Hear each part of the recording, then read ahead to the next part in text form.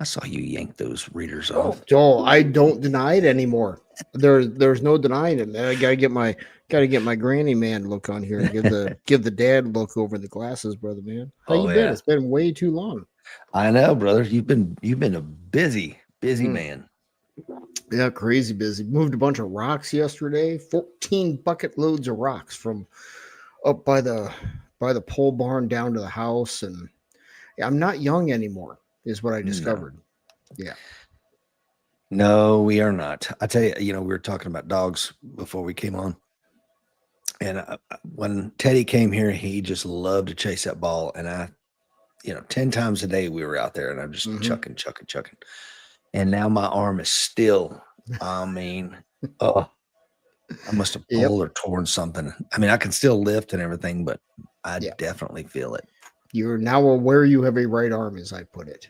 Like Yes, that is correct. you're not aware you have a left middle toe until something happens to it, and then it's all you're aware of. That's right. Let's see. We got some folks on. We got Mark on from Australia. Will Parker is on. Our good friend, Mr. Alan Kelly, is up there in occupied Virginia. Um, he is coin number 1571. We've got a new Mr. Michael Gentili is on. Come on, Michael. We have a new program going. Okay. And if you click the links in today's show notes, you can find out more. But it's for lifetime members, get a gold coin, new lifetime members, and yearly members get a silver coin. And then, of course, if you join monthly, you'll get the standard beautiful black coin. But it's something we decided to do. Probably should have done it from the get go, but just to kind of when we have meetups and stuff like that, like, oh, Hmm. okay, we Yeah. can quickly identify who among us is the life members. Hmm. But we're going to do that for a while and see if people like it. So far, the reviews have been positive. Awesome. Also, we have the high risk environmental course coming up this November here in Hmm. beautiful East Tennessee. It's 1 week training with, of course, myself, Mike Seeklander, Justin Carroll, Will Parker will be down. We got a lot of other folks joining us. So if you want to take advantage of that and learn some really interesting things and make yourself harder to kill, please click the links in today's show notes or go to shooting-performance.com and look at Mike's training schedule, and you can sign up for that. But we're already halfway full, and we still have many months to go. So definitely don't sleep on this one because it's going to be gone. Awesome. Rick Cruz is on from Rhode Island. Good morning, brother. Will Yeah. Rose Come is on. on from Missouri. Will, what kind of show you got for us this morning? It's been you've been an absentee landlord for a while here, brother. I have been. I'm a bad person. I have put myself on half rations of Bang energy drink as punishment for this. So I'm down to like 12 a day now. The As I was looking at this and thinking, during my hiatus there when I had to go do stuff to make some money, um, where to go? There's tariffs. Yeah, most of the headlines are out there, and there really isn't much other than that, really. You know what I'm saying?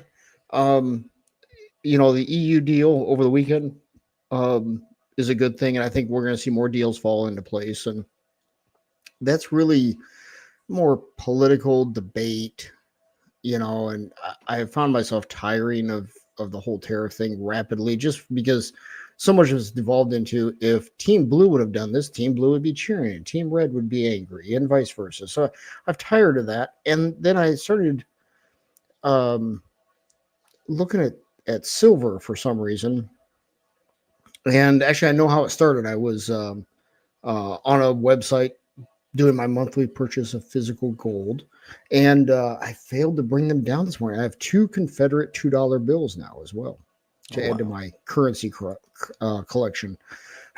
um, but it got me going down this silver rabbit hole because silver's been on a tear, um, outpacing gold here in the recent months. So I was like, maybe I should allocate a little more to that. So it got me digging into it, and as the internet tends to do, it sucks you into a rabbit hole. And next thing I knew, I was like, I think we need to do the first show back on this. So, Mm, and I had alluded when you and I had talked about the melt up series. mhm. We talked about gold quite a bit in that, and it's really easy to, oh yeah, go buy some gold. Well, it's expensive. Mhm. right? I mean, we're talking right now about 3,600 an ounce, 30, I think it's down to 3,300 an ounce. Had a little pullback here. Yeah, but when you had a premium on it, you're probably around 36. Probably. And the problem, it's easy to say, well, let's say use round numbers here. Say it's $3,000 an ounce. I have an extra $3,000, saved up. Well, but that's one gold coin. If things really go sideways, that's not very divisible. So you go, well, or maybe you don't have $3,000. Maybe you have $500. So you go, I'll buy a 10th ounce gold coin. And then it starts to stack up. You're not going to pay $300 for a 10th ounce. You're going to pay like $425. Premiums get higher, the smaller. Well, premiums get higher. Yep. And, so silver is, if you will, the poor man's gold. And then New Generation Hunt Brothers, we're going to allude to that later, Michael. I'm not surprised you are aware of the brothers of the Hunt variety. So it got me going down the silver rabbit hole and looking at it and looking at the price and going, wow, it really hasn't gone up at the rate that gold has. And if we go back kind of our prepper roots a little bit, the common train of thought in that community is, well, if things really go sideways, some junk silver, 1 ounce silver bars, things like that, you can't run down to your local grocery store after the end of the world as we know it with your gold coin and buy an ounce of bread, because they're not going to have a whole bunch of change there for you, right? Mhm. So all this together got me looking at silver more and more. And as Michael alluded to, the silver market has been rife with drama over the years. Not so much the gold market. The Hunt brothers you alluded to in the 80s, was it? Tried to corner the silver market by manipulating the futures and buying physical silver. So let's kind of stick that in the back of our mind here as we look at some of this stuff going on today. And when we were doing the melt up series as well, we had talked about ways to protect ourselves, and silver is a good way to do that. It has kept up with the devaluing of the dollar quite well, and that goes into our next slide, our first slide, I guess. Look at me segueing. Segway Sally. Bang. It. Look at us go. So do me a favor, guys. Throw in the comments. What'd you pay for gas last time? How much a gallon? Just throw it in there. We're gonna math later on today. We're gonna do math in public. Oh boy. Mm-hmm. And here I am with an Illinois public school education doing math in public. Let's welcome a couple more folks on. We've got Edmund Scarborough, and good morning. He is from Kentucky. Actually, Edmund and I were in the Marine Corps together. I was one of the instructors of his at the School of John Shriver is on. This is good morning from Yukon, Oklahoma. AWS coin number 1919. Mr. Michael Chantilly, of course, said the Hunt brothers. I knew Michael would do that. He's a very smart man. Brian is on from North Texas. We got folks putting in there $2.90 for gas. Let's see what else we got. Wow, I'm jealous. I know, right? Suddenly I'm frozen here. Really? That's about. Yeah. Oh, here we go. I can't click on them. Here we go. We got Ed $2.90 in Kentucky. We got it's slow this morning. Ken says $2.52 in Fayetteville. Alan Kelly $2.87. Will Parker $4.58 premium in Michigan. Holy cow! Woo. So, I'm jealous of some of these gas prices you guys got. We're about $3.39 here in central Wisconsin right now. So the slide I've got is based on mine, but you can math yours out as well, and I'll prove to you that you're paying somewhere between, based on these prices, somewhere between 9 and $2.34, John. Wow. It pays to be close to the oil fields, I guess. Yeah, I will argue before we're done here, Rich, that you're let's say the low here that I see is John Shriver there to feed his Mustang.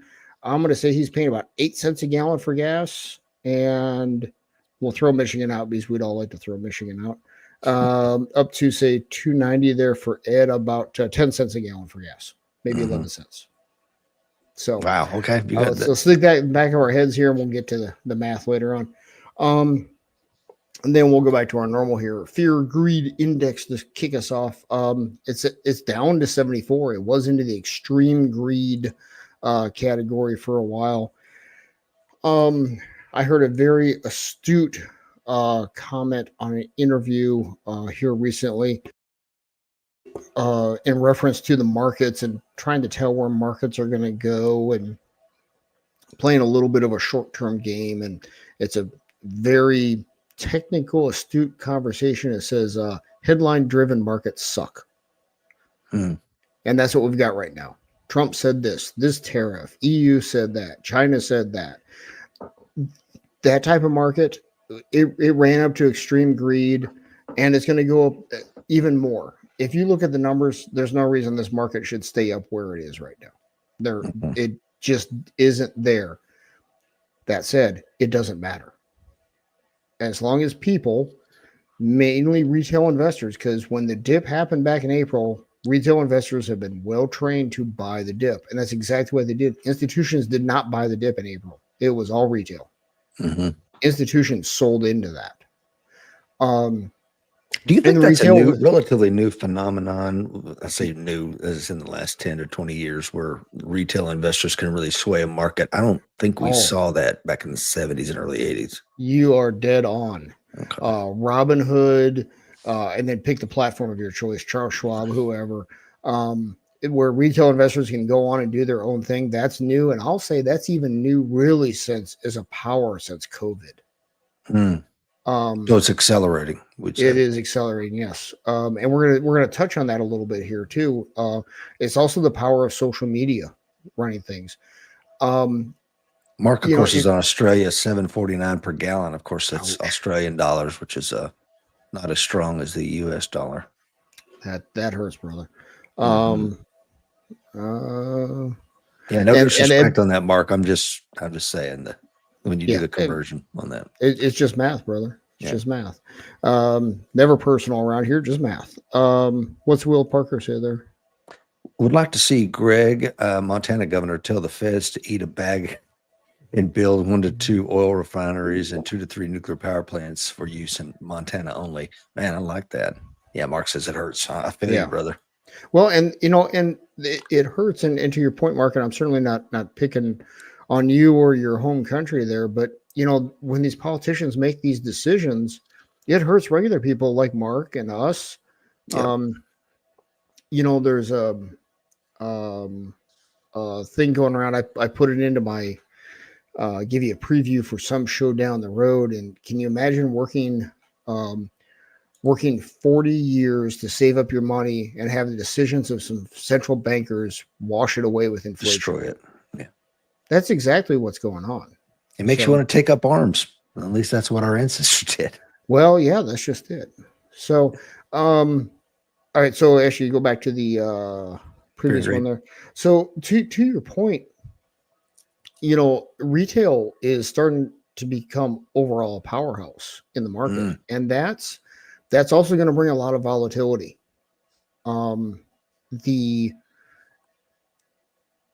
The retail investors came in, bought the dip April 7th while institutions were pulling back, waiting to see what was going to happen.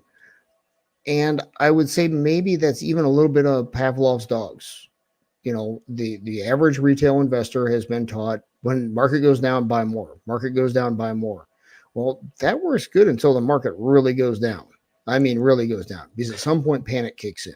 Let me ask you another question. It seems like the retail investor is more prone to hold those assets than, say, institutional investing that tend to buy them and then they're gone off the book pretty rapidly. Am I incorrect in saying that? And depends on the institution. True. Okay, because some I'm going to say even most of this buying happens through people's 401ks. And most 401ks, you're going to buy into a mutual fund. Okay. And so is that retail or is that in institutional at that point? Good question. Right.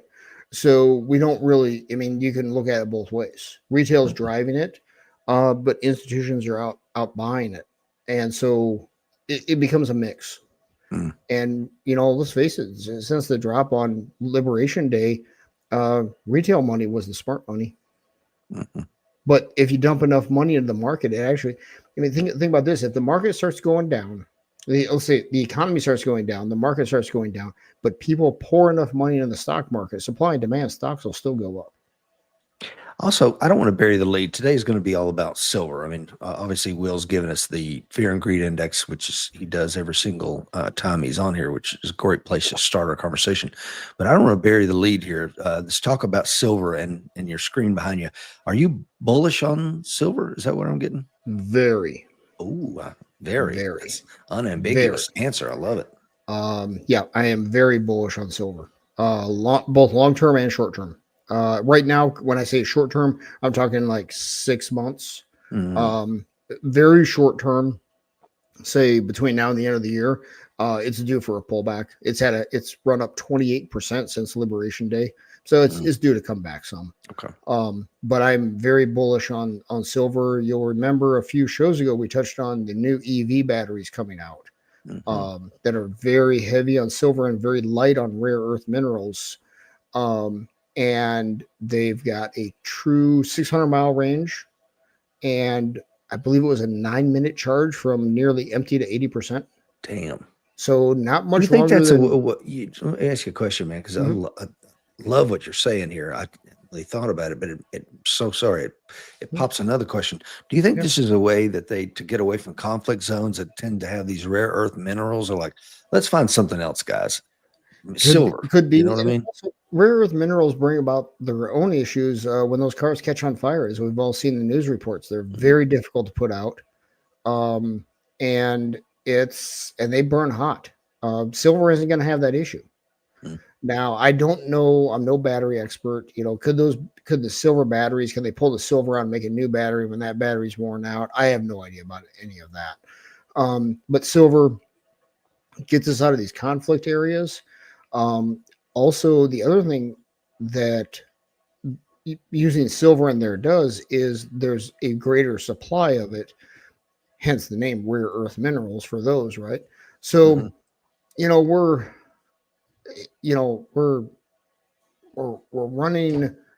improving the system. So they started with these, rare earth batteries, and over time things get simplified. And it drives the price down. And apparently these new batteries coming out, Samsung makes them. They're going into commercial vehicles in 2026. Sorry about that, guys. I missed the mute button. They're going into commercial vehicles in 2026, and Lexus is putting them in retail vehicles, if you will, in 2027. So we'll wait and see how it shakes out. But that also leads into, if we're going to talk investing for a moment, copper is another one to take a look at, guys. If you want to buy the ETF, which is really the only way to buy copper, because otherwise you buy copper in the tons. And CPER, Charlie Papa Echo Romeo, is the ETF for copper. And the electrification of everything is going to drive the need for copper. So it also goes back to Will Parker's thing here. As long as I'm throwing ticker symbols out, talking about the nuclear reactors, NLR, November Lima Romeo, is a nuclear ETF. And if you want to deal with some volatility, uranium, Uniform Romeo Alpha is uranium. They're, some days you're a hero, some days you're a zero with those. I want to hold uranium, though. I don't want to have an ETF. You won't hold it for long. Exactly. So that'll be a short-term hold. Look at me. I made a funny. So there's 6 things that go into the Fear Greed Index. I just pulled one of them out. If you go to the next slide there, brother. Okay. And this is one that I look at on occasion. This is the demand for junk bonds. And junk bonds are basically low-rated credit. Think of your subprime borrower in corporate land. So what is looking at here is the yield spread between junk bonds and investment grade. Investment grade just means it's a higher rated bond. Junk means lower rated. Think of it as a credit rating. So when people are trying to figure out, hey, where do I make a little more money at? When I say people, this is typically institutions. They'll go buy junk bonds when things are going good. because there's less chance of the companies defaulting because the economy is doing well, right? And that drives up the price of the junk bond, lowering the yield of said junk bond, and it gets closer to the yield of the investment grade bond. So let's just throw some numbers on there. Let's say, and I'm completely making these up off the top of my head, guys.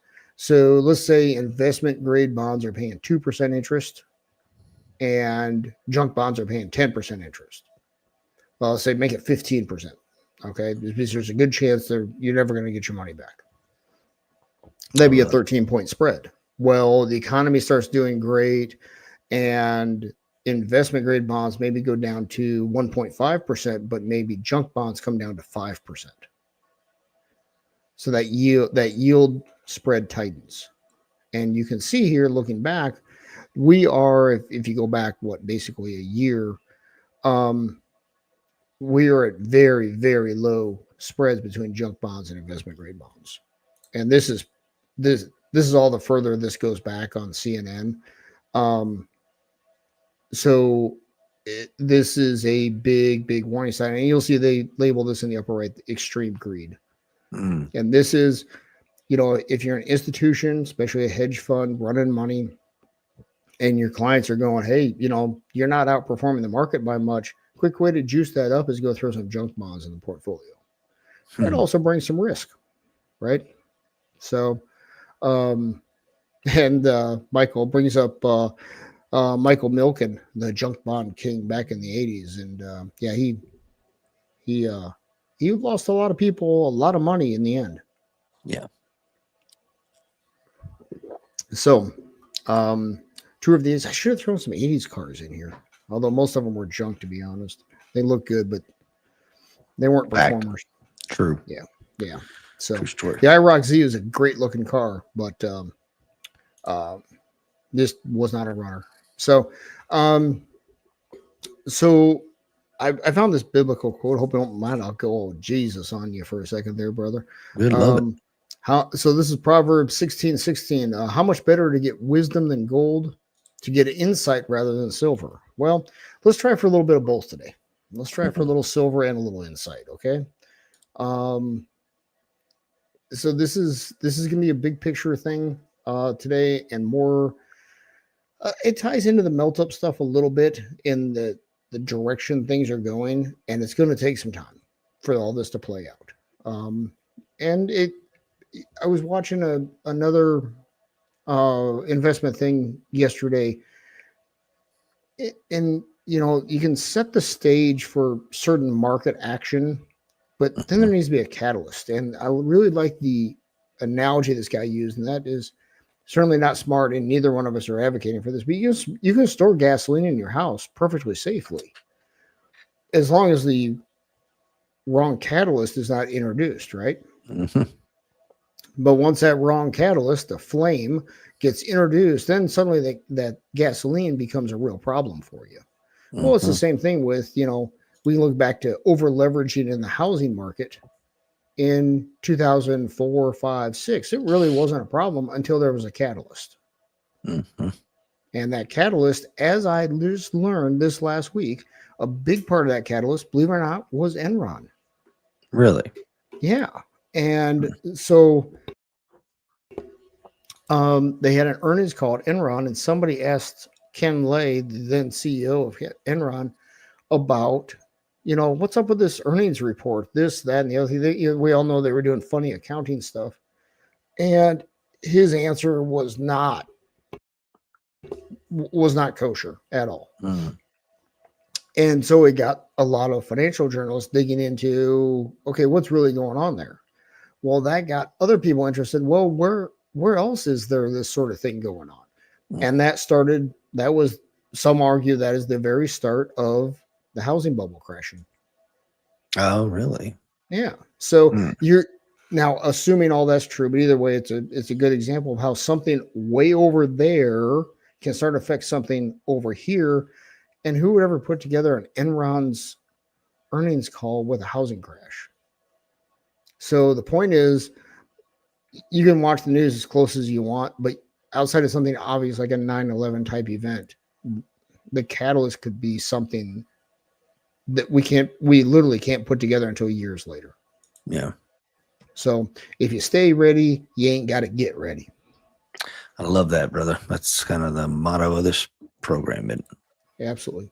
So this is a guy named Adam Taggart. Great interviews on YouTube. Highly recommend you check him out if you're interested in this stuff. You mind reading this one off for us, brother? Of course. The London Bullion Market Association, LBMA, historically one of the world's most trusted gold trading hubs, is experiencing severe stress in its ability to meet physical delivery demands. Settlement times have ballooned from the usual T+1, i.e., 1 day delivery, to T+8 weeks, a strong indicator of supply constraints. LBMA officials claim this delay is due to logistical challenges such as a shortage of trucks and manpower. I smell a little BS going on. Yeah, I was about to say, I call bovine excrement right there. No, I don't believe that. So this is, and more people are in the parking lot standing for delivery. So a lot of people, when they buy commodities, gold, silver, oil, pork bellies. What's that? Pork bellies. Pork bellies. They don't take delivery of the pork bellies because they're kind of messy, they're kind of slimy, and they're kind of stinky after a couple weeks. Okay. True. Yeah, they taste really, really good if you smoke them with a whole bunch of salt. Okay. Love it. But usually you hold it on paper, right? Whether that, I mean, you can go buy silver, and there's ETFs you can go buy silver, or there's actual contracts you can go buy for silver. But rarely do people stand for delivery on commodities because they're really hard to store. I mean, if you think about it, let's just say somebody bought $5 billion worth of silver. That's a lot of silver. It's a lot of weight. It's a lot of space, right? When was it we saw that, Will, where people had bought all this oil on paper and then it was time for delivery and they're like I can't take delivery of it. That happened somewhat during COVID when oil was so low. I actually went negative for a short period of time on the futures market because it's very toxic and you can't store it. And so that happened with oil during COVID. So it was a great time to buy oil. So because when things go negative that the world runs on, that's turned out pretty good. So, so we start there with, there more and more people are standing for delivery. It means they want the actual physical stuff, right? So, well, there's one little piece of it. If we go on the next one here, we'll add another piece. Okay. 42% of available London silver vault holdings withdrawn over the last 3 months. 42% in 3 months. My goodness. That could be another clue, right? Yeah. So now you're seeing now we're looking at supply and demand, and as we've talked about previously, silver is an industrial metal, not just for the batteries that we referred to here earlier in the show, but also your phone, anything electronic has silver in it. Now, also, unlike say, I don't know. To the best of my knowledge, rare earth minerals can't be recycled. I stand ready to be corrected on that if that's the case. However, if you look at other things, oil can't be recycled. Once you refine it into gasoline and burn it, that's it, right? So while it can be recycled, the majority of the silver supply every year is mined. Okay. And over here in my notes, let's just pretend I need these. They mine about 800 million ounces a year total. Okay. 800 million. 800 million.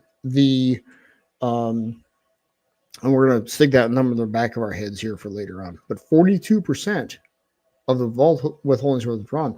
Well, at some point, industry, goes to the miners, to these holdings, and they'll purchase this for industrial use. Well, supply and demand, right? If more and more people are standing for delivery, what's that going to do to the price? So, what's Michael Gentile say there?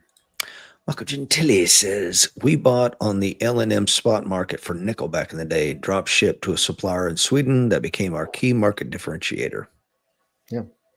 So this is this is how the world works, and it's even more so. Like he says, this is back in the day. Now, clickety clack on the computer, and you can move, lots of metal, lots of money. He says So, silver is the best metal for electrical terminations. Sorry. yep. So, and which way is the whole world going again? Well, yeah, electrification. Absolutely. So pieces of the puzzle, right? So let's get out in front of this. So what's all this demand do to price? Okay, well, supply and demand, right? That's it. That's a given eventually. Those things can be repressed and they can hold off longer than you think, right? But supply and demand always wins. Okay. Well, that raises prices for businesses, right? Businesses don't like higher prices. We've seen that, right? Because they have to be able to push that off onto the end consumer, whether that be a business or whether that be a individual consumer. So they're trying to hold that down. So what are they going to do? Well, let's find out. Okay. Let's see. So this is something that, note the date on this. It's September of 2020. Okay. So I'm not saying this is recent news. Okay. But if we can hear the dulcet tones of Rich Brown again, maybe down through the first paragraph there, sir. Okay. September the 29th, 2020, Washington, D.C. The Commodities Futures Trading Commission today issued an order filing and settling charges against J.P. Morgan Chase and Company and its subsidiaries, J.P. Morgan Chase Bank and J.P. Morgan Securities, LLC, collectively known as JPM, for manipulative and deceptive conduct and spoofing that spanned at least 8 years and involved hundreds of thousands of spoof orders in precious metals and U.S. Treasury futures contracts on the Commodities Exchange, Inc., the New York Mercantile Exchange, and the Chicago Board of Trade. This case is brought in connection with the Division of Enforcement Spoofing Task Force. So, why does nobody go to jail for this? It blows my mind. And the next paragraph, they paid a $920 million. Mm-hmm. Then it's J.P. Morgan. They just stroked the check. Yeah. Okay. Now, what were they doing? Well, here's how it shakes out, and we'll talk about this with silver because this was the precious metal they're talking about was mainly silver. I won't bore you guys with all the gruesome details of it, but what they'll do is they'll go on there and they can run the price of silver up and down by purchasing calls or puts on the open market. Mm-hmm. And even just placing those orders out there. So let's say silver's at, we use real round numbers here. It's at 30. Well, right now it's about $37 an ounce. Let's say I put out there that I'm willing to buy 100 million ounces at 36. Mm-hmm. Well, that's going to drive the market in that direction because there's a huge order sitting there. Now, will it drive it all the way down there? Don't know. But if I start at 37.50 and throw some more at 37, you can run a market up and down. Now, that in that case, they have to actually put money out there, right? But what they can do at the same time is short it. We can talk about that in a moment and dump metal onto the market. And supply and demand will raise its ugly head and run the price down. Mm-hmm. It is long in the silver community has been long lamented and complained about how the silver market gets manipulated. And JP Morgan is not the only one to pay a fine on this. A lot of big banks have. And the reason is a lot of their other customers use silver in their business. Mm-hmm. And it's been long theorized and maybe a little tinfoil hatish at times. Hey, these big companies will get these banks to manipulate the price of silver because that turns into more profits for these companies. Now, nobody's ever proven that as far as a, like here's, XYZ company getting a hold of JP Morgan Chase or whoever it might be and saying, hey, do this. But things can be alluded to, things can happen. The bottom line is they do this. At the same time, you notice they're also manipulating the U.S. Treasury market. and doing the same sort of thing. And then they'll get the spreads on that. They get these banks are huge. They can run the price up and down through their activity. So, it's, I'm not saying it happens all the time. I'm not saying the market is absolutely corrupt, but these instances do happen. Well, think about it, man. If you're as big as JP Morgan and all their subsidiaries and you spoof it successfully, 365 days a year, every year for 8 years, let's say you made $1 billion a year just playing that little game. Yeah. And at the end of the 8 years, you get caught, you get a slap on the wrist. You put $8 billion in your pocket. You used it to finance other things, and you pay a $920 million fine. It sounds like staggering numbers to you and I, but for them, it's cost of doing business, right? Absolutely. To use your example, they lost 12.5% of their gain by paying the fine. Oopsies. My bad. Problem. Yeah. And that's it. Nobody goes to jail. Yeah. Yeah. And it took 8 years to catch them and run for it to run its course. So, kind of who cares? Yeah. Right. So it's kind of like a guy I know with a Dodge Demon, a speeding ticket.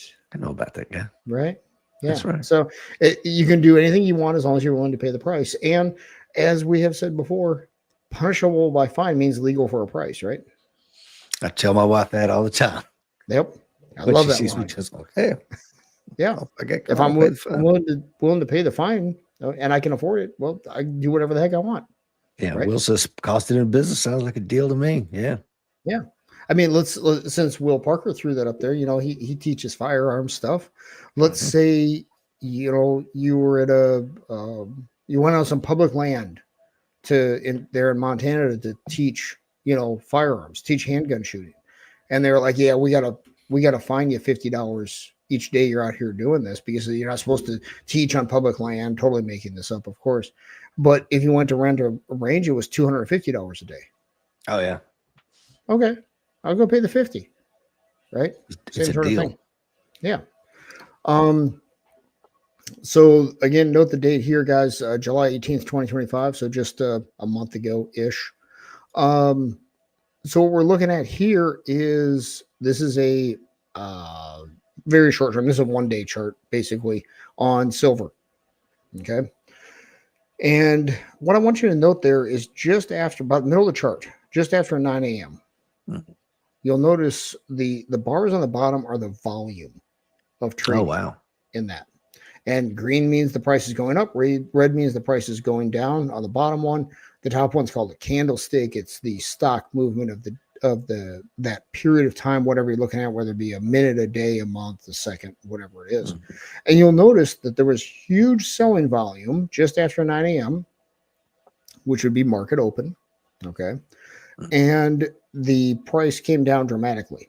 And I wrote this down in 1 day in July, which was this day, 483 million ounces of silver was shorted right there.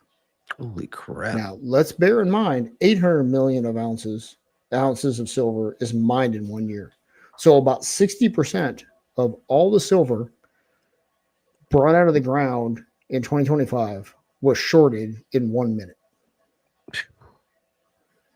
And you can see what it did to the price of silver. It took it from 36.80 to 36.50, something like that. Yeah. So this is how these manipulations happen. Okay. Now you'll notice it took off and ran after that, even that day. Oh, yeah. So and I'm not saying I'm putting my tinfoil hat on this, as it's another piece of it. The theory out there amongst those who are the true silver bugs is that the manipulators are losing control of the silver market. To whom? To retail. Okay. Retail and also supply and demand. I mean, there's so much, as Michael brought up, it's run electricity, you need silver. And part of it is supply and demand is just taking this out. I didn't include the chart because the show's already going to run like 4.5 hours. But silver ran way up during the housing crisis and afterwards, about $50 an ounce. Damn. It cratered back down to about 12 or 14 after that. Well, hold on, the economy was taking off, right? after the housing crisis, and we were using a lot more electricity and a lot more phones and a lot more computers. Shouldn't silver have been going up on supply and demand? The argument is it was manipulated. Not, I don't know. I didn't follow it that closely back then. I did enjoy the run up to 50. But this is eventually, I mean, you can only mine so much of this stuff, and we're going to keep using more of it. Mm-hmm. Okay. All right. Well, somebody was saying that, in the future, and then I don't, you can define the future as 50 years from now, 1,000 years from now, they'll be mining our landfills for these precious metals, Interesting. It's going to happen. That's an interesting thought. Yeah. Because there's, a lot of stuff just thrown in there back before they did computer recycling and all that stuff. Mm-hmm. So, all right. So there's lots of numbers here. I was going to say, what is this? I really have no clue what this is. I just thought it looked kind of impressive. So we can just move on. Okay. No. So this is, what we want to look at here is, this is the data. You'll note the date. It's the same date we just looked at on that chart, July 11th. And I want you to take a look at the available column here on the left-hand side. So this is July 11th, 2025. You can see the times there, guys. And these are Eastern times. So the market opens at 9:30 Eastern. But look at the available ounces of gold to trade. Look what happened there, guys. We're down to 600,000 at one point there at 8:17 in 13 seconds, right? And then we hang tight from like 9:19 to 10:37, right around just under a million ounces available. Mm-hmm. Let's pop forward to July 25th here, 5.4 million. The reason they weren't available is they all got shorted. Oh, really? That's how much they shorted that day on that candlestick we saw. Whoa. Now, who's they? I don't know. Nobody knows. I mean, it's just the market. It's somebody put an order in. Now, let's say that came through XYZ brokerage. Unless a criminal investigation happens, they don't have to divulge who their client is. And it's hard to put a criminal investigation out there unless a crime has been committed, because you don't have access to the information. Yeah. And let's face it, maybe somebody just really had a strong feeling that silver is going to go down, so they shorted it.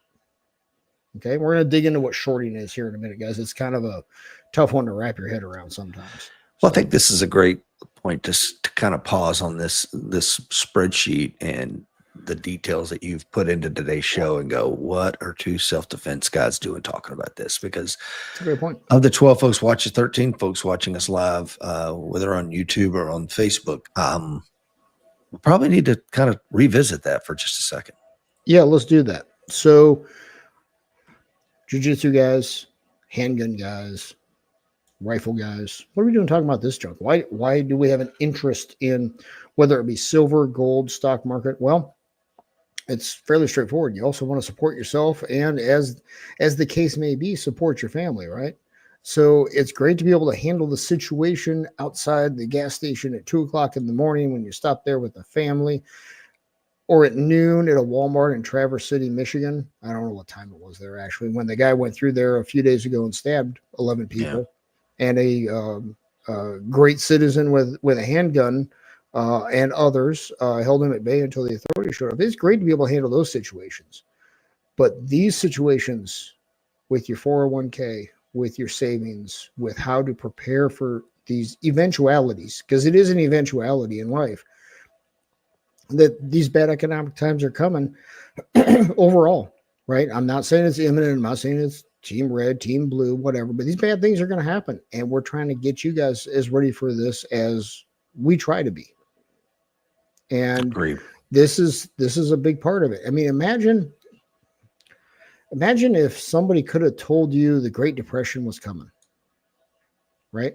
And I'm not saying that's what we're headed. 6-month run up to it, man. What would that be worth to you? Exactly.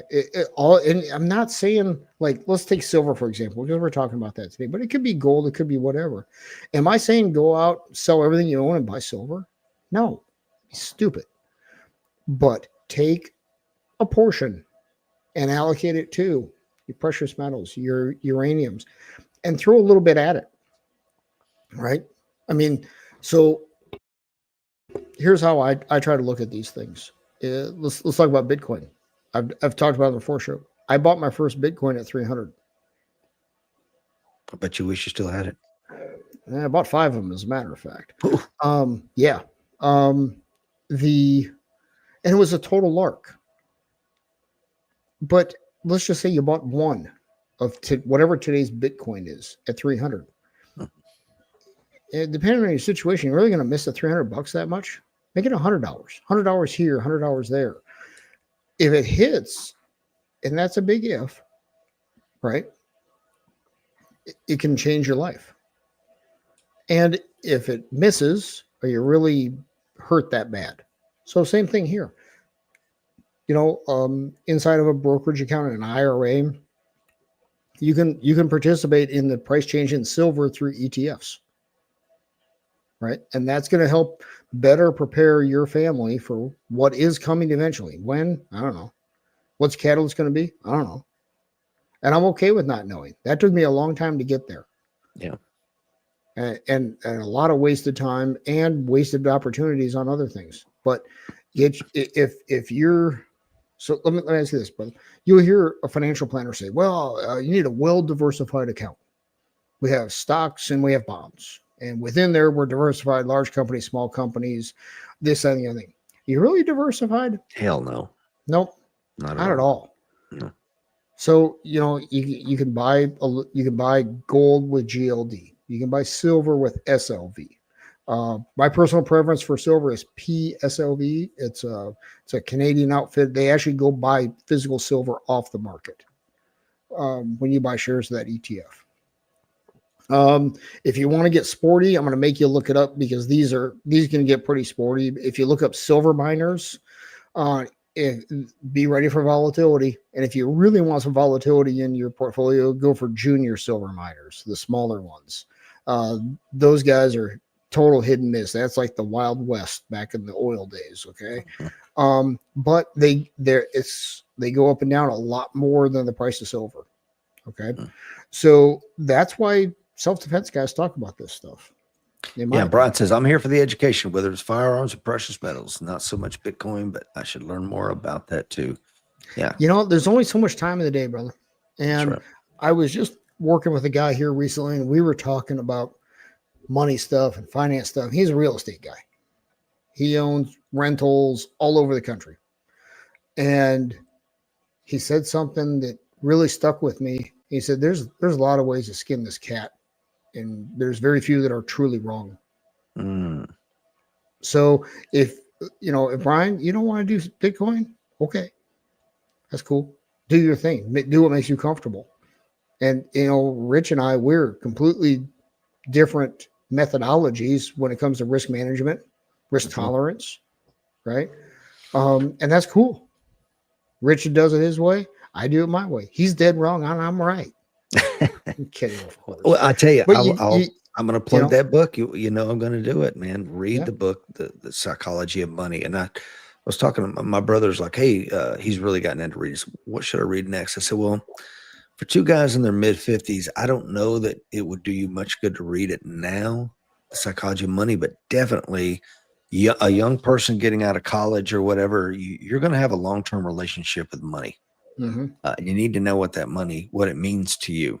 And I think that's part of what differentiates Will and I. I mean, we both want to take care of our family. We both have, I think our values and beliefs are identical, but I think at the end of the day, it's like our views on something as simple as fiat currency that we have in our pockets and in our banks is slightly different. Mm-hmm. So figure out what that relationship is, and then that will help steer you whether you need to be in Bitcoin, ETF silver, or physical silver. Buy yourself a gun safe and put it in it if that's the way you want to go. Yeah, absolutely. I like here's my philosophy on money that I came up with. Mm-hmm. People say, well, money doesn't buy happiness. And I agree with that 110%. What money buys is options. Did, family XYZ over there have the option to pay for their child's college? Money buys that option. Did they have the option to go to the Caribbean for spring break for 2 weeks? Money buys that option. Did they have, fill in the blank? Money buys options. Money doesn't buy happiness unless you buy the right car. Then it Yeah. does. Okay. But in all seriousness, money buys you the options to do these other things. That's my take on it. Yeah. It's just a means to an end. Whether that means a better doctor for your kids, a better attorney for handling your affairs, a better vacation, a better. Yeah. Yeah. I love that. I agree with that. So my kids have heard that ad nauseum. Mm-hmm. So, all right. So let's talk about shorting. And this is, you can technically short anything. So typically people talk about that in stocks. So it's a bet that a stock, bond, or commodity price will go down. So we're just going to talk about it in terms of just the price is going to go down. Okay. So here's how shorting works. First, you borrow it. We're going to dig into this a little bit here. Where you borrow it, you sell it, and you hope to buy it back cheaper. So here's a physical way this might work. Let's say I was a real tech geek. Okay. And I knew the new iPhone 83 was coming out. And I know my buddy Rich has got an iPhone 82, 81, let's say an 81, sitting in his drawer. You're not using it anymore. Not using it at all. Your data is wiped off there. Don't worry about any of that. We're just talking about the iPhone. And I know that when the iPhone 83 comes out, the value of the iPhone 81 is going to go down a lot, right? So I go, hey, buddy, can I borrow that phone from you? And you go, yeah, sure, no problem. It's got all my stuff wiped off of it. And I go on eBay and I sell the iPhone for $500. Okay. And when the iPhone 83 comes out, now this old iPhone that you gave me, or lent to me, I should say, is worth half what it was. It's now worth $250. And you go, hey, Will, I need that phone back. You need a phone back. You don't need that one back. You need a phone. You need an iPhone 81 back. And I go, yeah, no problem. And I go on eBay and I buy one for $250. And I hand it back to you in a couple of days when it shows up. You have the same phone back, the same model phone, right? Mm-hmm. And I just made $250. Mm-hmm. That's what shorting is. Except now, when we talk about, let's say we're going to short XYZ stock. I would go to a brokerage house, and this happens on margin. And margin is just a fancy stock market term for a loan. So I go to the brokerage company. You can do this through Fidelity, Charles Schwab, Robinhood, take your pick. And I borrow 1,000 shares of XYZ stock. And I go sell it on the open market. And I put that money gets deposited into my account. My hope is that their stock price would go from, say, 100 to 80. And if that's where I think it's going to bottom out at, I go buy 80 shares back. I'm sorry, I go buy 100 shares back at $80 a share, mm-hmm. and give it back to them. All they wanted back was 100 shares of XYZ stock. Mm-hmm. They don't care about the price. That's shorting. So it's a bet that the price is going to go down. Here's the downside. Your potential loss is infinity.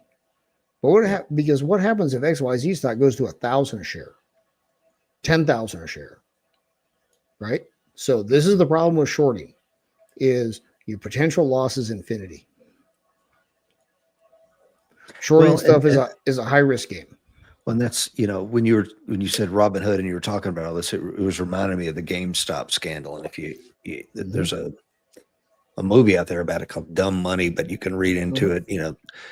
This is why I of course I don't trust the system anyway, but this is just a classic example of what Robinhood did, by restricting mm-hmm. trading on these stocks.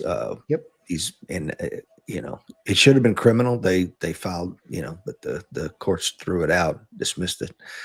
But yeah, that's one of the reasons why I am very, reticent to play the games that you play, with the market, because you can get burnt. You can, absolutely you can. And you have to follow it closely and understand the machinations at work. And also, even within that, and I don't want to misrepresent the games I play within the market.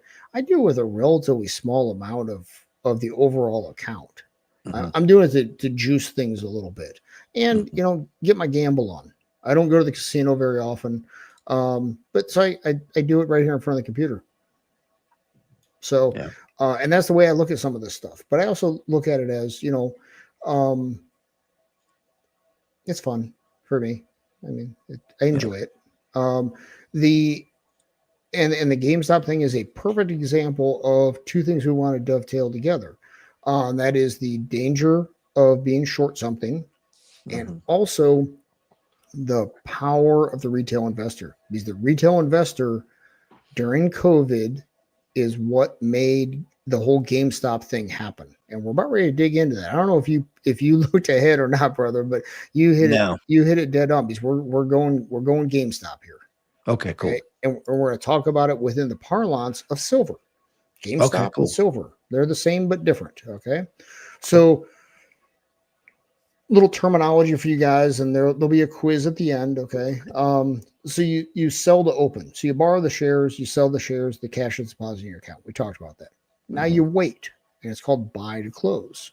You purchase those shares back on the open market, hopefully at a lower price.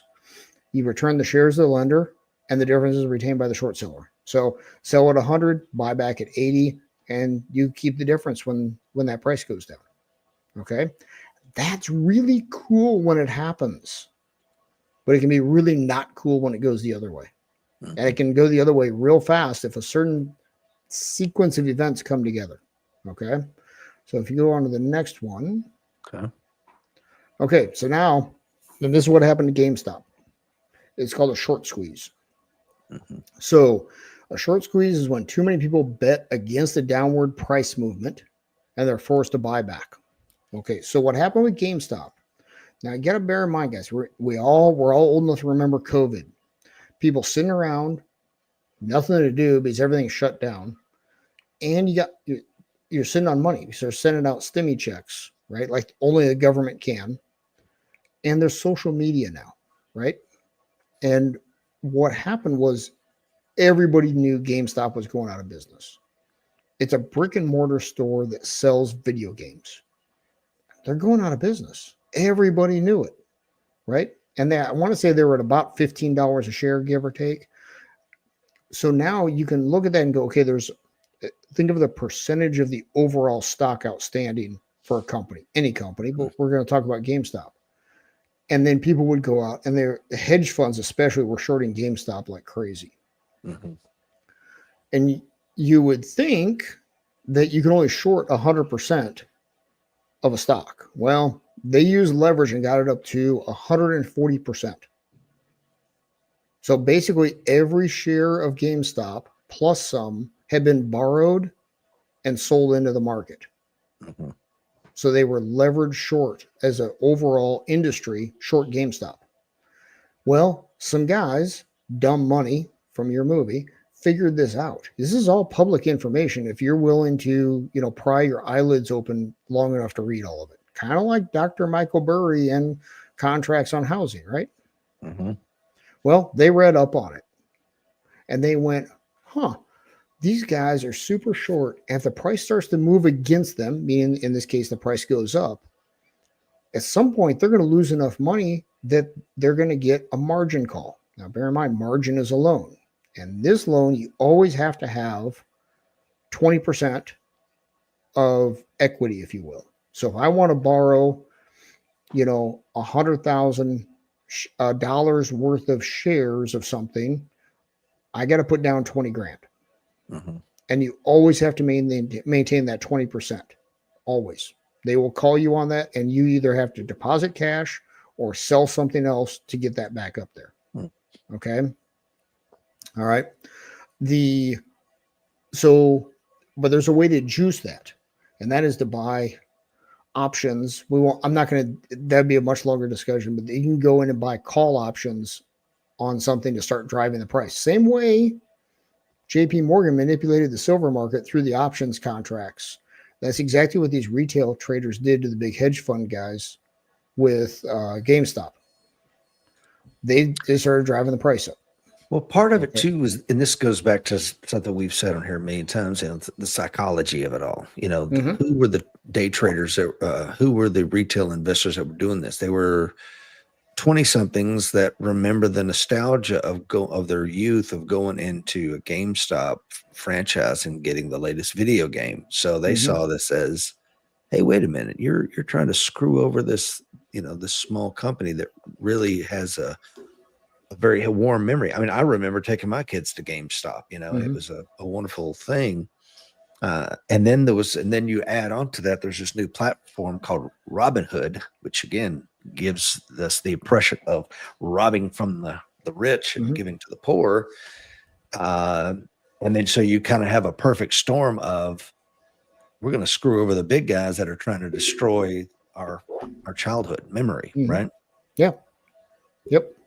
And so you And get then this there was, emotional and ball rolling. right, and there was the numbers to back it up. Mhm. So now let's just say it was more than this. Let's just say 100% of the shares of GameStop have been shorted. Well, now if that price starts to go up, these hedge funds are forced to cover this. They either have to go buy back shares at a higher price and give those shares back to whoever they borrowed them from, or they have to sell something else. Well, the path of least resistance, at least initially, is you buy back the shares, eat your loss, and move on. Mhm. Okay. So if we go to the next slide. Okay. So the setup for a short squeeze, there's too many shorts on the stock. Price goes up, the shorts start losing money. There's margin calls. Cash needs to be deposited, get back to a proper margin. Now they can sell anything. The brokerage house just wants cash. Okay, they could go sell their gold. They could go sell their Apple stock. Doesn't matter. But at some point, the short sellers have to capitulate and buy back the stock just to stop the pain. Yeah. Well, that causes the stock price to skyrocket. And we can get I believe the next slide, we get a visual representation of that. Bam. Bam. There you go. So $1,000 investment in GameStop becomes 16,000 plus.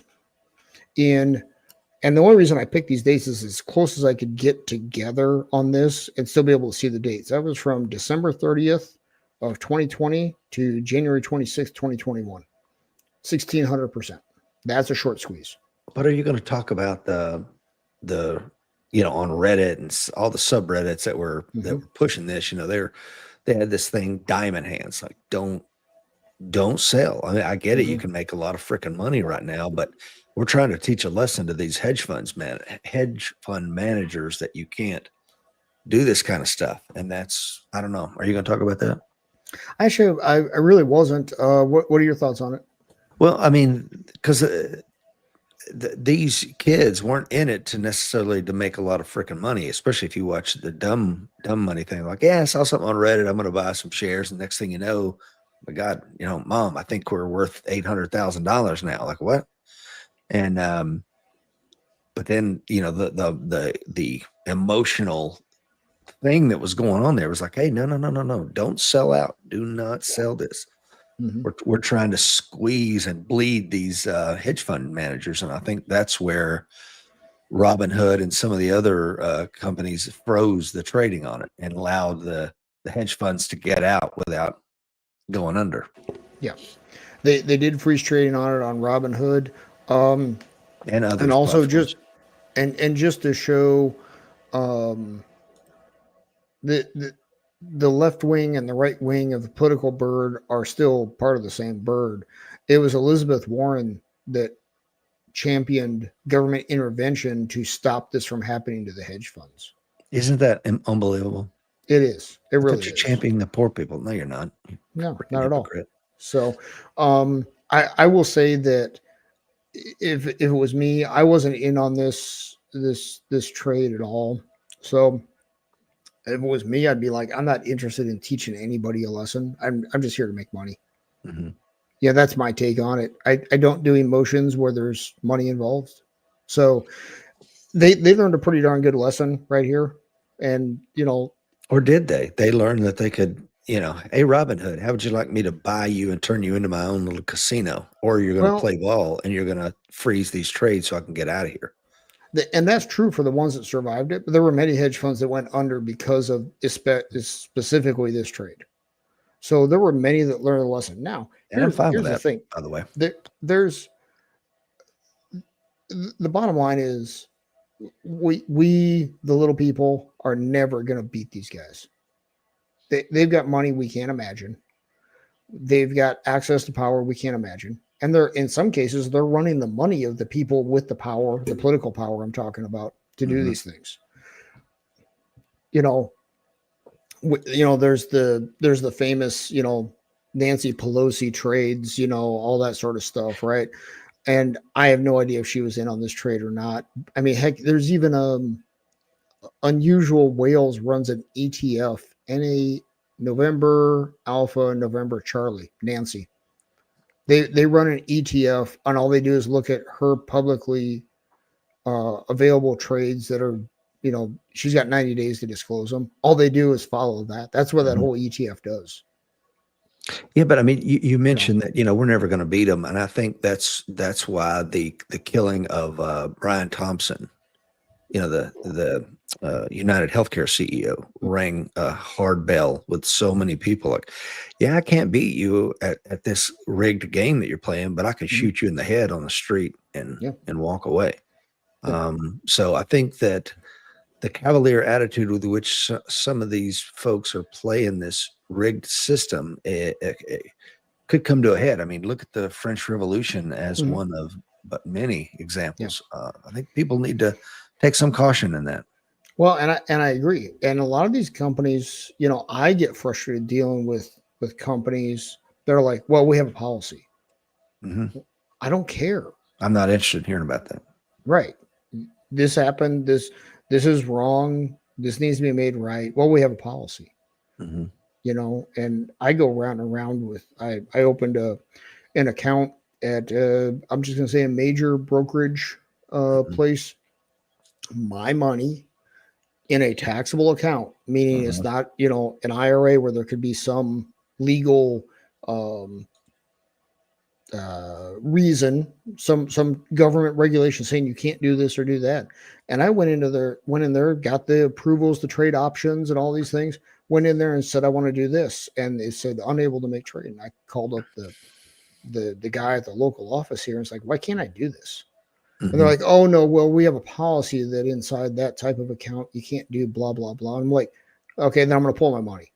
Yeah. And he's like, oh, please don't do that. I'm like, well, then change policy, make an exception for me. I don't care.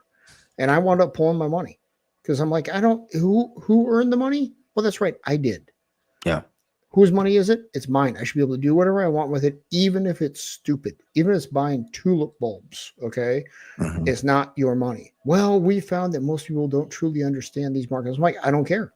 Yeah. Yeah. I got livid. I hung up on him and closed the account. Yeah, I could give you a million examples like that for me and my family. And it's like I'm not interested in hearing about that. I don't care that 80% of your investors have no way to read the charts. I can. This is math, folks. It's not hard. Yep. Exactly. So if that's the game we're going to play, have a nice day. Yeah. And I'm going to move on down the road. Don't bring the slide back up yet. I want to just touch on something there. So the short squeeze with GameStop, bringing it back to silver here in the background. We talked about all the shorting of silver is going to happen. That has happened, rather. Am I saying we're going to get a short squeeze with silver? I don't know. You don't know. Nobody watching this knows. Nobody watching this in the future knows until it happens. But what we're looking at is what's the setup, right? So if you bring that slide up now, brother. The GameStop one? No, just bring the power one. There you go. Yep. Nope. That's perfect. Bring that one up, please. Okay. Will this happen? I don't know. And I'm okay with not knowing because our best case scenario or scenarion, Geez. Illinois Public School Education. What is, And for whatever reason, spell check does not work on my PowerPoint. So I'm sorry, guys. well, they don't work with all caps scenario. Oh, they don't. Is that what it is? Yes, they don't work. With Ah, okay. I do everything all caps. I even my handwriting is all caps too. So that way I don't have to worry about rules of capitalization. All right. So best case scenario for silver investors is a short squeeze happens, and you already held in silver. Mhm. All right. And the price accelerates faster than the rate of inflation. Your worst case scenario, you own silver. All right. See, Sounds like a win-win there, boss. This is the kind of thing I look for. When the worst case scenario is something I can completely live with. Mm-hmm. Okay. I'll take 5, please. Yeah. Okay. So this is the way I'm seeing the setup. We look at the electrification of everything, as Michael talked about. Silver is great for that. We these new batteries coming through, everything else.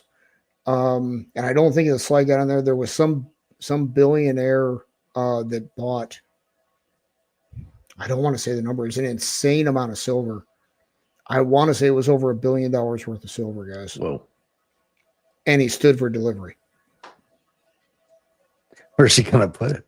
I have no idea, but I sure would like to know. If anybody comes across that, let me know. So your worst case scenario here is you own silver. Wow, that doesn't sound too bad. So am I saying put 100% into this? No, that would be stupid. It's not what I've done. It's not what I would recommend for anybody. Not that any of this is financial advice, right? Mm-hmm. But if the worst case scenario you have is something that you may want to do anyway, have a certain small percentage of your total net worth in silver, and you get a short squeeze to happen on top of that, no downside at all. No downside. Yeah. So that's the way I'm looking at this. Okay. So you do you. Yeah. Okay. So we talked about earlier about how much did you pay for gas. All right. I'm going to argue you paid, I'm going to use, obviously the slides were pre-done. So I'm going to use my gas prices up here. You guys can math this out if you're so inclined. All right. So how much did you really pay for gas? Well, depends how you look at it. All right. This is back in the day, 15 cents a gallon, right? Mm-hmm. And I paid less than this last time I filled up with gas. Okay, you're going to have to prove this one, brother. All right. So let's math this out. Okay. Junk silver, right? So junk silver is the old 90% silver coins that were used in the United States prior to the Coinage Act of 1965. And it takes about $1.25 in face value of junk silver to, if you melted that down, took the other metals out, $1.25, so 5 quarters melted down would get you about an ounce of silver, give or take. Okay. $1.25 is 125 cents, right? Even with my terrible spelling, Illinois Public School Education, I can come up with that, right? Current silver price is about $38 an ounce. Okay. $38 divided by 125 cents means each penny of face value of junk silver is worth about 30 cents in today's dollars. Okay. Tracking with me so far, brother? Oh, so far, yeah. Okay. My local gas price as of yesterday when I made this slide was $3.39 a gallon for 87 octane. You take $3.39 and you divide that by 30 cents, which is each penny of junk silver melted down to get the silver is worth 30 cents. That shakes out to 11.3 cents per gallon if I paid it in silver. And this is where it gets mind-bending for some folks, because if you pay for it in silver, it's the same price as it was back then. Yeah. So what really happened? Dollar's worthless. $3.39. Paper money is losing value every day. Exactly. But what held value? Precious metals. Exactly. Silver in this case. Gold. Take in this case, we're talking about silver. So, and this is one, I was having a discussion with somebody, and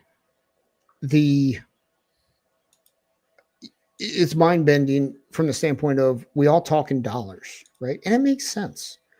You know, when I go buy a new computer, I don't go, well, you know, if I paid in silver, that's 18 ounces of silver or whatever it would be. No, of course not. I talk about the dollars because if I go look at the Best Buy website and the Amazon website, it's all denominated in dollars and my paychecks show up in dollars. So I talk in dollars, right? So when we talk about, oh, gas is so expensive at 3.39 here where I live.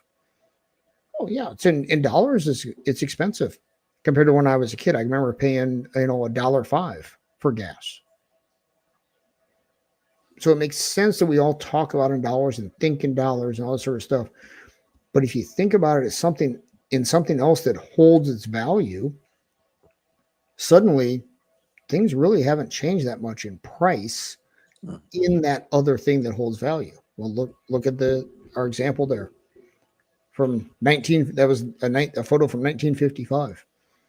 Paying the same or slightly less for gas now, denominated in silver. So the point of that exercise, guys, is open up your thinking a bit to what holds value. Well, let's look at to all these points we're making. Excellent points here, Will. Mark says, you know, he's paying $7.49 a gallon. Well, those are Australian dollars. Right. So if you do the conversion on that, it's $4.89, and suddenly we're closer to what Will Parker paid up in Michigan. Yeah. So, you know, again, which is why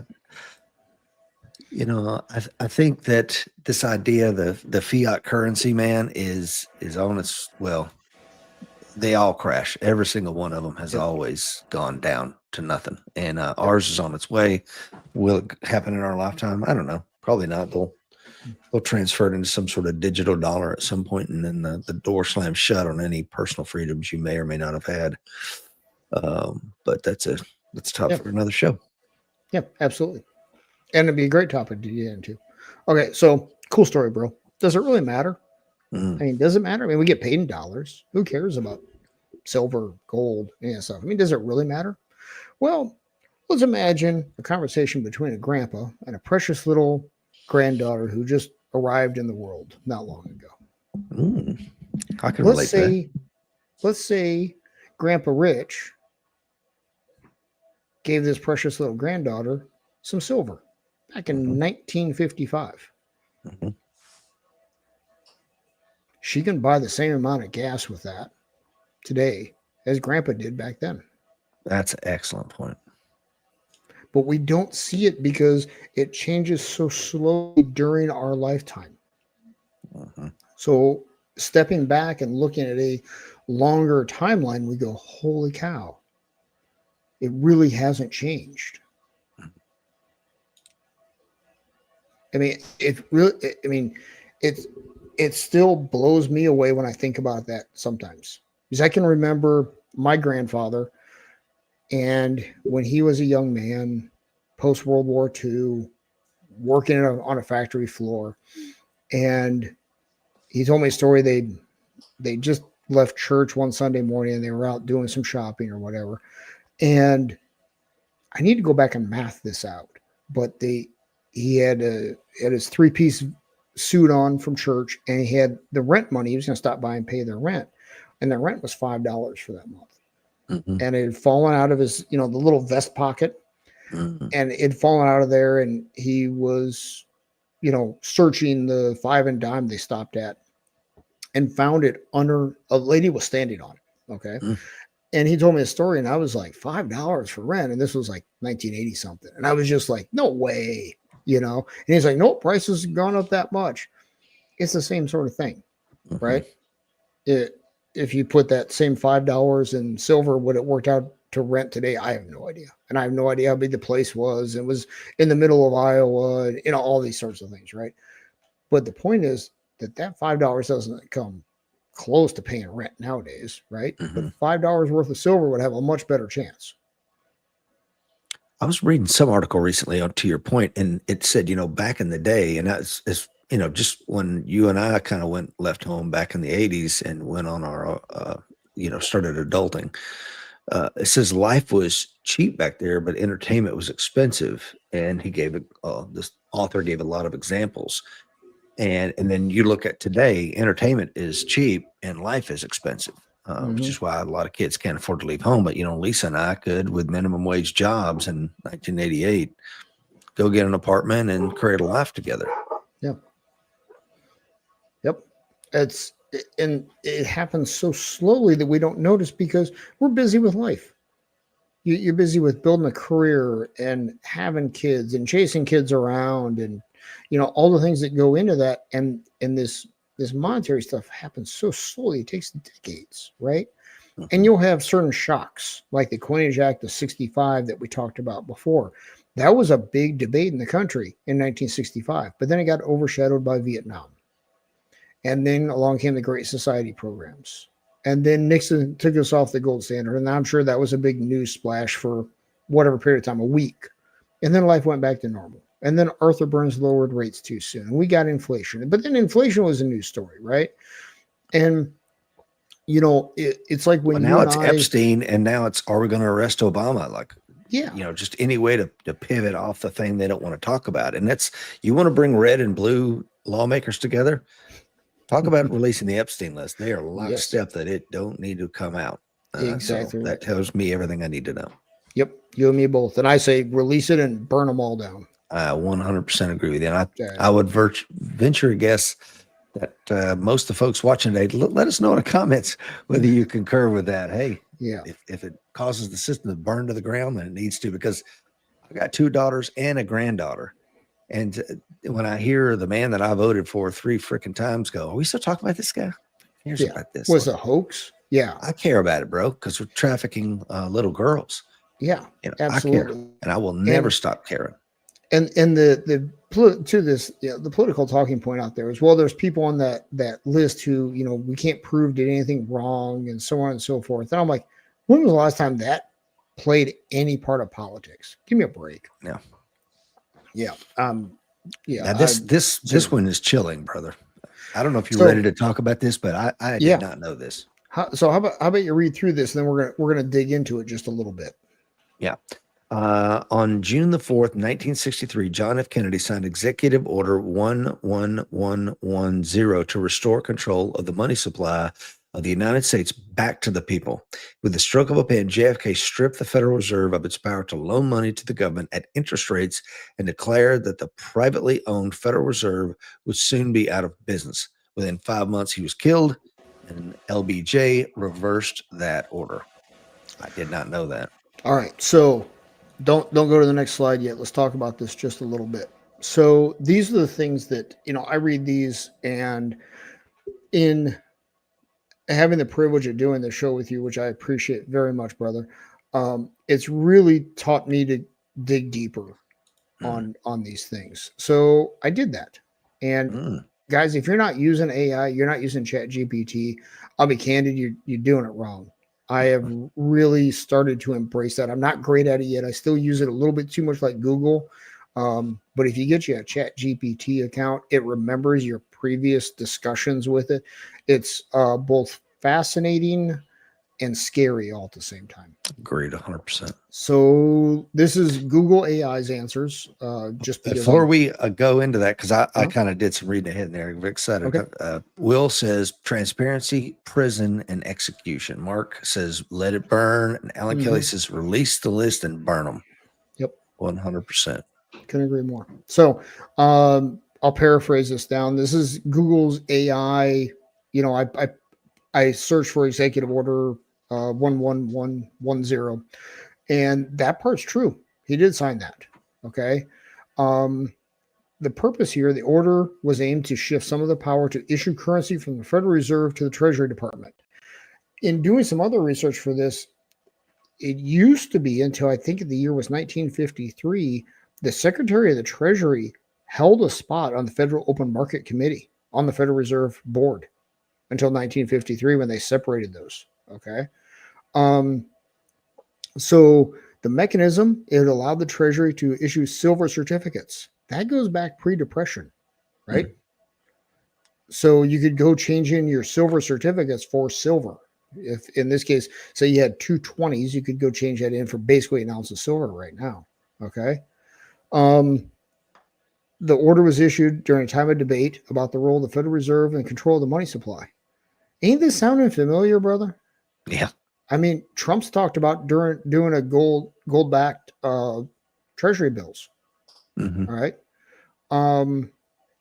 So some argue this was a direct challenge to the Federal Reserve. I don't know how you can argue anything different than that, honestly. Exactly. And a move towards fiscally responsible monetary policy.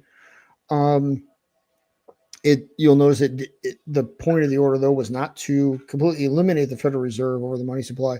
I would go on to opine that it was going to curtail their ability to do whatever they wanted, though. Mm-hmm.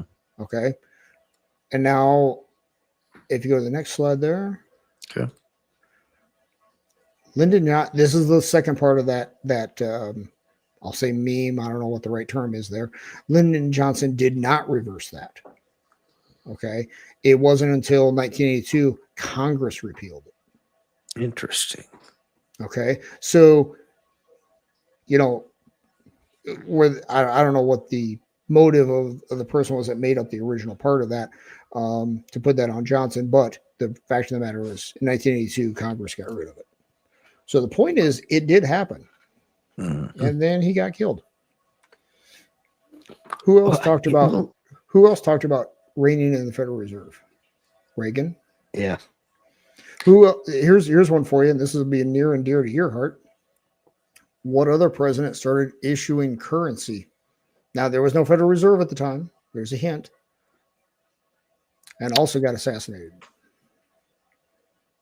Talking about Lincoln? Yeah. Really? Uh-huh. He started issuing greenbacks, right? Huh. That's right. At that time, the banks issued their own currency. Yeah. Right? He started issuing greenbacks. He went off on his own. Oh, boy. Turns out doing that as a president might get you shot. Yep. So, just saying. The bottom line is that you start messing around with that stuff. There's going to be a lot of very powerful people who are going to be very unhappy with you. So, well, you know what you sent me the other day? I did not know, and I haven't verified its veracity, but it sounds right. And that was that, pre-Federal Reserve, if the United States wanted to do something, it had to issue a bond, and the American people either stood in line to buy those bonds, metaphorically stood in line, but, they put their money where their mouth is and says, yeah, I support this. I will purchase these. And then after you have the Federal Reserve, the Federal Reserve has the ability to print all the money it wants and give it to the government. And so we don't need your consent. Yeah. We don't need the consent of the governed. We just do what we want to do. And I'm like, wow, that's how simple, if that is true. Yeah. And you know what, when I sent that to you guys, it's like, how would the world change right now for the world and for Americans if they couldn't just do whatever they wanted? They had to go to the people, and the people voted with their money. And that's what it should be. People can, whether it's me, you, or anybody else, we can wax philosophical about, I would do this and I would do that, and so on and so forth. And I always go back to, you show me how you spend your money, and you've shown me your priorities. Exactly. Because what you really, and people think it's greed, it's money. No, it's a representation of your work and your wealth. Again, going back to the book, The Psychology of Money. Yeah. What is your relationship? People are going to put that in the context of, what works, what they think is going to be best for them long term. But, I was explaining that meme to my son, and I said, it's beautifully simplistic because, go buy war bonds. Okay, well, maybe, my wife works at a munitions factory. So by buying war bonds, that money's circling back to me through her pay. Maybe we've got 3 sons and 2 of them are in the Pacific right now. So I want to buy a war bond so that food can get to my children and they can get the ammunition they need, whatever. But if it's an unpopular war, it's like, I'm not buying war bonds for that. I don't support that. Yeah. And the minute that we stop showing up, the money dries up and we put the guys on the boats and bring them home. Yep. Absolutely. So, yeah, but now of course, don't need that. issue Can treasury fight bills. endless wars now, right? Yeah. And debt doesn't matter, right? So it's Turns out the creature bond, from Jekyll Island is really is a creature. yes. And so the point of the show, guys, with silver is it's a way to retain your purchasing power over long periods of time. Okay. It wasn't that long ago in the big scheme of life that the housing crisis happened, right? And prior to that, Mhm. silver was, I don't know, $10, $12 an ounce, somewhere in there. It went to 50. And then it went back down to about 15. And now it's back up to 38. For in my opinion, you're investing in precious metals, that's like day trading that period of time. Mhm. Think of it as the grandfather and the granddaughter. Because long term, that's what's going to happen. And that's the way I'm looking at the physical precious metals I get. Mhm. Barring the world falling completely apart, which I don't think is going to happen in my lifetime. And in that context, the world falling apart is the U.S. dollar is no longer the global reserve currency. I don't think that'll happen in our lifetime, brother. But long term, I would disagree with that. okay. I mean, we may be old men in a nursing home, but I just don't see it having another 50 years. And for the That's record, just I'm going to be that old guy in the nursing home, just for the record. Yeah. The and you could be right. Another say 30 years for that.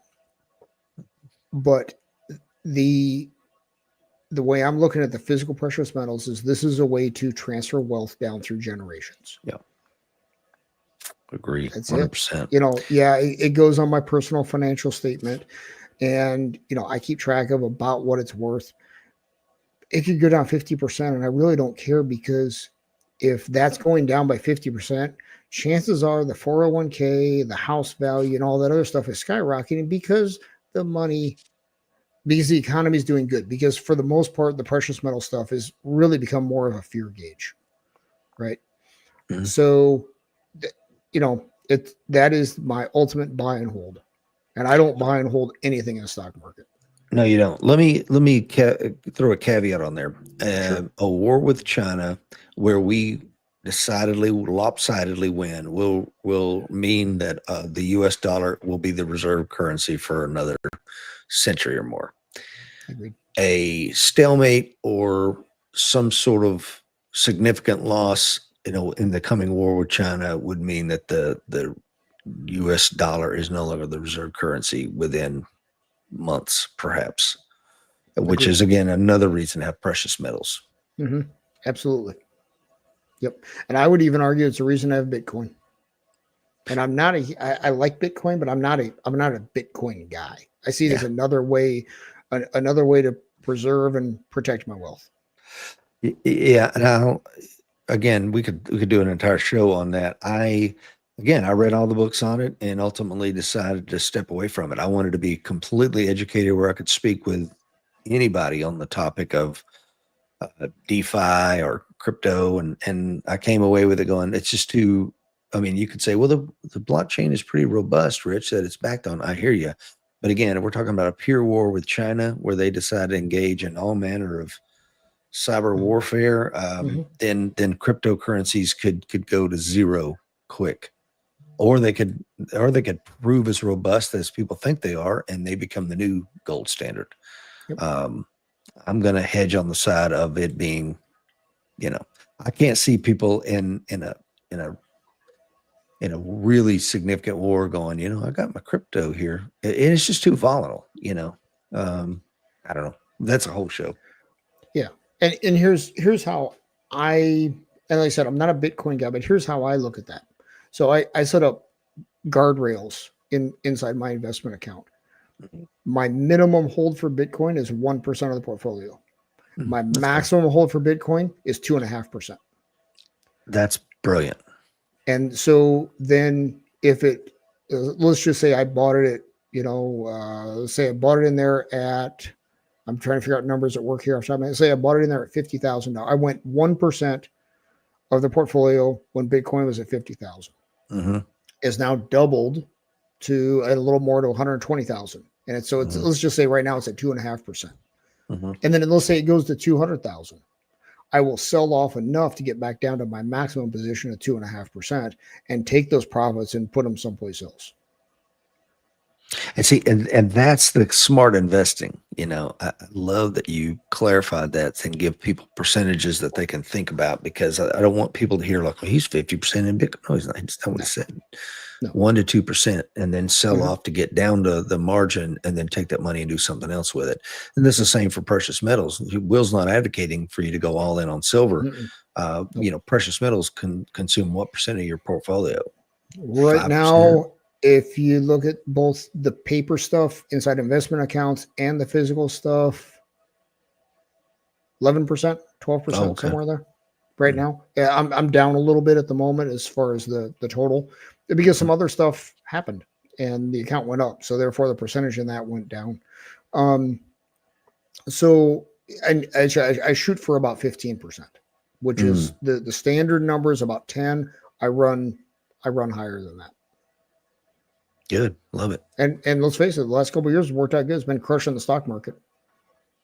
Yeah. That won't go on forever, No, but no, and that's why I was going to ask you, and I guess this is a good time to as any, with it being the spot price being around $38 an ounce, is there still, like, you still saying, again, not financial advice, but it would be a wise investment perhaps for someone to get in, even though it's at a 38? Do you see it going to 60? Where does the upper ceiling for silver in the I near would term? not be shocked to see 100. Really? Whoa. Really. Now, it may take a year or two. Will it be a short squeeze? If it's a short squeeze, it'll look like GameStop. It'll go up that fast and then it'll come back Mhm. down. So Okay. the short squeeze, that'll be, and this is so let's just say 5% is my max hold for silver. Okay. If it does a short squeeze like that and skyrockets, I will take the profits off that and deploy it someplace else, because it won't last if it's a short squeeze like that. But if it's a long grind upward, then I probably won't sell any. And my physical stuff for sure I won't sell. Well, what's your ratio paper to physical? For silver, much, Hmm. much more on paper. Okay. Because I've concentrated for the physical side, I've concentrated on gold for the last number of years. 80-20, or what would you say? Oh gosh, probably 95-5. Oh, really? Okay. Yeah, and that's only because I've concentrated on physical gold over silver. Mhm. So it's gotten out of whack, Okay. which I need to take care of. But it's going to take time Mhm. to take care of that. And that also, I will also use, like right now, silver's due for a pullback because it's had a heck of a run here over the last bit. Let's take a look here and see what it's doing today. I'm surprised to see the market's actually down today after announcing the Trade deal. trade deal. Yeah, so silver is basically flat on the day. It's early. Yeah, well, it's at 38 an ounce. I could see an easy pullback into somewhere in the mid 30s, maybe even 34. Just Mhm. look eyeballing the chart real fast. I would just see that as a buying opportunity. I think for silver, any significant pullback is just a buy the dip opportunity. Fair enough. But we'll see. But over the long run, you look back 55 to today, just throwing that number out there because that's what we use for our gas price example. We know which way it's going to go because we know which way the money's going. Mhm. So I see it as about as close as you can get to a zero risk game. I like to hear that. And short term, it can, if you look at it, yeah, right after the housing crisis, it went to 50. If you would have bought then, you're still underwater. If you bought at 50, you're still down 20% right now after sitting for all this time. But that's why you only put a small percentage of your say your retirement savings, something you're going to need at a finite time, into something like that, because that can happen, right? But if you think about the longer term, and most of the names I see here, if not are already grandparents, will be at some point here in the relatively near future. I'm thinking about my grandkids with Yeah, that stuff. 100%. I'm not thinking about me and my retirement. That's stocks and bonds and tax-free municipal bonds and all those other games that are out there. That's my retirement money. This up here behind me, this is legacy money. Uh-huh. This is, and more importantly, guys, as you get learned up on whether it's Bitcoin or whether it's gold or silver, pass it on, pass that knowledge on. Yeah. I'm a huge fan of what Bruce Lee said. Do not give your children what you wish you had, teach them what you wish you would have known. Because you learning all this stuff and you give them a pile of money or whatever, they don't know what to do with it. Mm-hmm. That's how generational wealth is destroyed. Because in fairness, if they don't know any better, what are they supposed to do? Right. So, and that's a great place to probably wrap the show up. That just right. beautifully encapsulates everything we've been talking about today. And with that being said, my dear friend, when will you be back with us? You can be back Monday, or I'll be back on Monday. Yeah. Okay, good. Yep. And if you don't mind, Will, thank you for everything you did to make this show a reality. I learned a lot. I was excited to hear about silver. I've always loved silver, and you definitely did not disappoint, my friend. Well, I appreciate it, and I love doing the show, love the opportunity. So I thank you for that, brother. And take us out, folks. Fight's coming. Be ready.